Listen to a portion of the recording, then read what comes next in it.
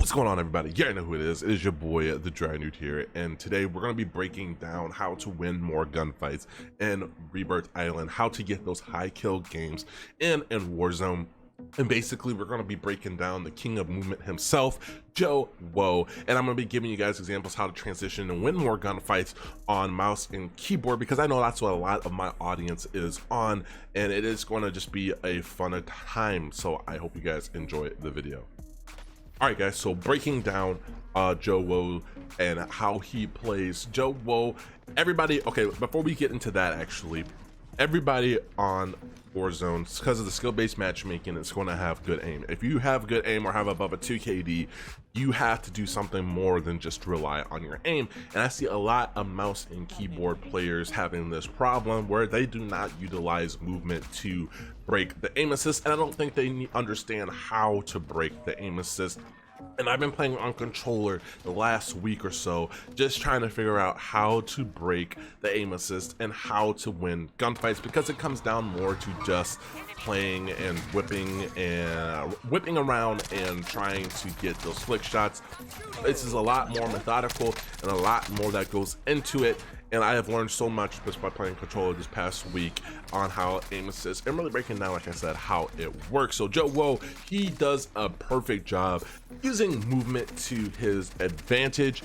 You know, everybody, like when you get to a certain skill level, dude, everybody has good aim.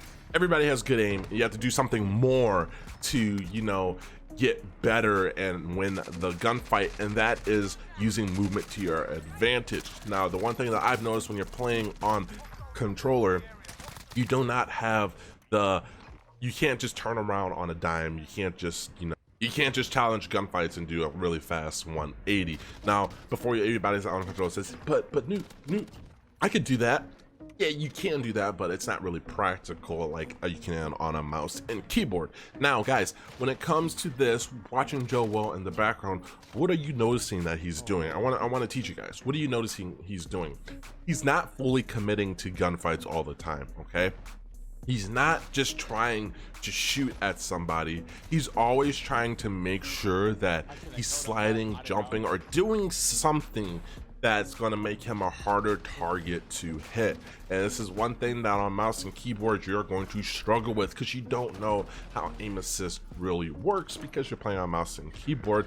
I highly suggest you guys to plug in a controller maybe for a week or so, and overall I think it's going to make you a better player and understand how aim assist works, because you can get into a 1v1 gunfight on controller but still have problems when it comes to winning that gunfight, because there's other things you can do to make sure you win that gunfight. And as Joe Woe is demonstrating here, he knows when to slide back off of a target, when to actually commit to the kill.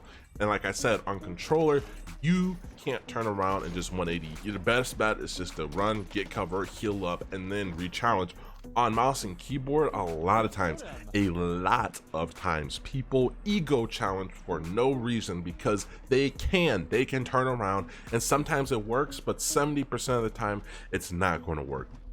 Playing smarter, being more consistent is going to get you those high kill games. Now, rushing in, trying to take on multiple teams using movement, that is going to work 80% of the time. And what is better, guys? Do you want the gunfight to be a 50-50, or do you want it to be a 80-20? I personally like the 80-20 odds, because there's other factors that come in. You could have, the best aim, but there's lag, there's, server like connection problems, there's just a bunch of, there's desync, there's a bunch of things that come into a gunfight, and understanding how things work is basically going to help you mitigate that and become a better player. Now, I'm not saying that you have to, plug in a controller, but I say it helps me out a lot. Just going back, slowing it down, slow down, guys. Like, I know you guys are trying to be some speed demons out here, but just slow down just a little bit, and you are going to actually do a lot better when it comes to playing on controller, or not controller, but mouse and keyboard, and even in controller, because like I said, you're going to have to learn to use movement more than challenging a gunfight. One thing I noticed on controller, if I didn't have the advantage, if I didn't get the first couple of shots off, take this into consideration. If you don't get the first couple of shots off, move around, juke, get out of the gunfight. If you can't challenge but use movement, don't instantly try to turn around and shoot the player, because guess what, it is going to turn around and backfire on you, because the way that aim assist works and how you know, it's like, I don't want to say sticks onto you, but it sticks onto you. But how it works is, if you are running and you're getting shot in the back and you try to do a 180, think about this: your target is still staying still, okay? Your target is still staying still, and it's a super easy kill.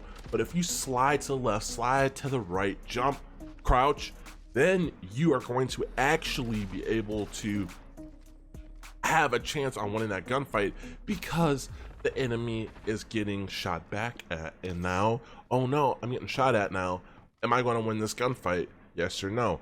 I can now tell on controller. I could tell if I want to win the gunfight and if I'm going to lose the gunfight, and I know when to back off of the gunfight. On mouse and keyboard, I never really knew that until a couple of days ago.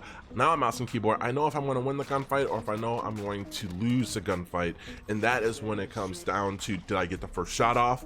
Did I am I getting shot in the back? Do I have cover around me? Okay, if I don't have cover around me, I'm going to use some movement or do something in order to make it to try to throw off the aim assist or try to throw off the enemy shots in order to get the kill. Because when it comes down to Warzone and Rebirth, every shot matters.